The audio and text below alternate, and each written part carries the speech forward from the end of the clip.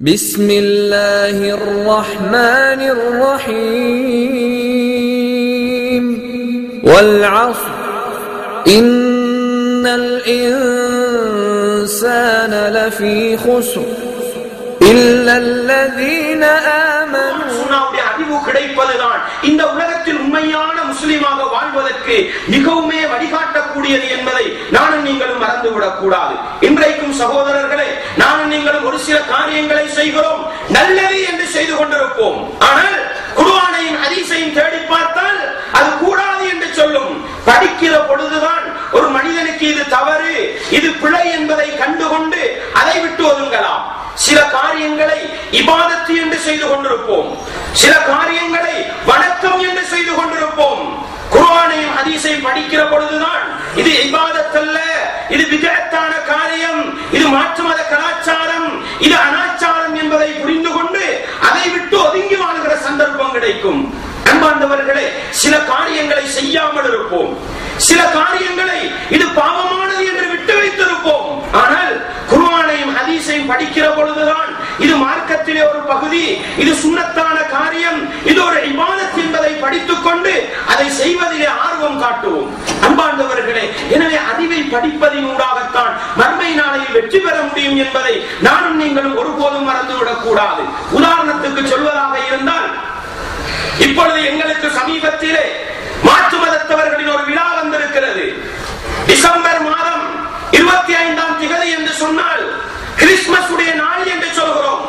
அன்பார்ந்தவர்களே, அல்லாஹ்வுடைய மார்க்கத்தை படிக்காததன் விளைவு, ஷிர்கின் விபரீதத்தை படிக்காததன் விளைவு, மாற்று மத கலாச்சாரத்துக்கும் முஸ்லிமுக்கும் எப்படிப்பட்ட தொடர்பு இருக்க வேண்டும் என்ற அகீதாவுடைய அம்சத்தை படிக்காததன் விளைவு, நாங்கள் என்ன செய்கிறோம்? அந்த பெருநாள் தினத்திலே மாற்று மதத்தவர்களுக்கு அன்பளிப்புகளை கொடுக்கிறோம், மாற்று மதத்தவர்களுக்கு கிஃப்ட்டுகளை கொடுத்து விடுகிறோம், மாற்று மதத்தவர்களுக்கு வாழ்த்து செய்திகளை அனுப்பி விடுகிறோம். இப்படி அவர்களுடைய விழாக்களை எங்களுடைய விழாக்களாக கொண்டாடுகின்ற ஒரு மோசமான நிலையை பார்க்கிறோம். இது இஸ்லாத்திலே கூடுமா கூடாதா? படித்திருக்கிறோமா சகோதரர்களே? குர்ஆனையும் ஹதீஸையும் படிப்பதின் ஊடாகத்தான், அகீதாவிலே ஒரு தெளிவை பெறுவதின் ஊடாகத்தான் அதிலிருந்து நாங்கள் விடுபட்டு ஒதுங்க முடியும். ஜனவரி மாதம் 1ஆம் திகதி வந்துவிட்டால் புது வருடம் புகுந்து விட்டது என்று சந்தோஷப்படுகிறோம். அந்த நாளையில் புது வருடத்துக்கான வாழ்த்து செய்திகளை அனுப்புகின்றோம். அதிலே பல பேருக்கு நாங்கள் அன்பளிப்புகளை செய்கிறோம். இது மார்க்கத்தில் அனுமதிக்கப்பட்டதா? மாற்று மதத்தவர்கள் கொண்டாடுகின்ற விழாக்களில் எங்களுக்கு பங்கு கொள்ள முடியுமா? அதிலே வாழ்த்து சொல்ல முடியுமா? அன்பார்ந்தவர்களே, அல்லாஹ்வுடைய மார்க்கத்தை படிக்கின்ற பொழுதுதான் நானும் நீங்களும் இந்த உலகத்தில் இஸ்லாத்தை உண்மையாக பின்பற்றுகிற மனிதர்களாக மாறலாம். இல்லை என்று சொன்னால் மறுமை நாளையின் அடையாளமாக நாங்கள் மாறிவிடுவோம், கியாமத் நாளைக்குரிய அடையாளமாக மாறிவிடுவோம்.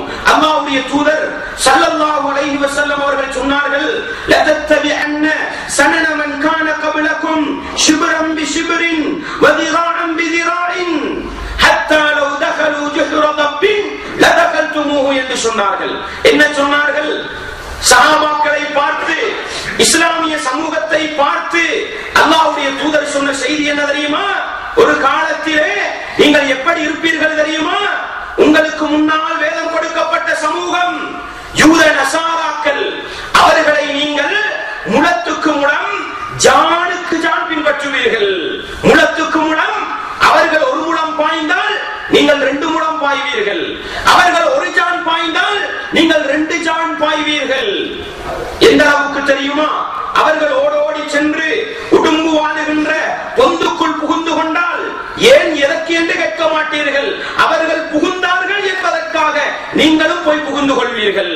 இந்த அளவுக்கு யூதர்களையும் கிறிஸ்தவர்களையும் பின்பற்றுகிற ஒரு நிலை வரும் என்று ரசூலுல்லாஹ் முன்னால் வேதம் கொடுக்கப்பட்ட சமூகம் என்று சொல்கிற பொழுது சஹாபாக்கள் கேட்டார்கள், மன்ஹும் யா ரசூலல்லாஹ் அல் யஹூது வன் நஸாரா, அவர்கள் யார்? யூதர்களும் நஸாராக்களுமா என்று கேட்ட பொழுது அல்லாஹ்வுடைய தூதர் கேட்டார்கள், ஃபமன், அவர்கள் இல்லை என்றால் வேறு யார் என்று கேட்டார்கள்.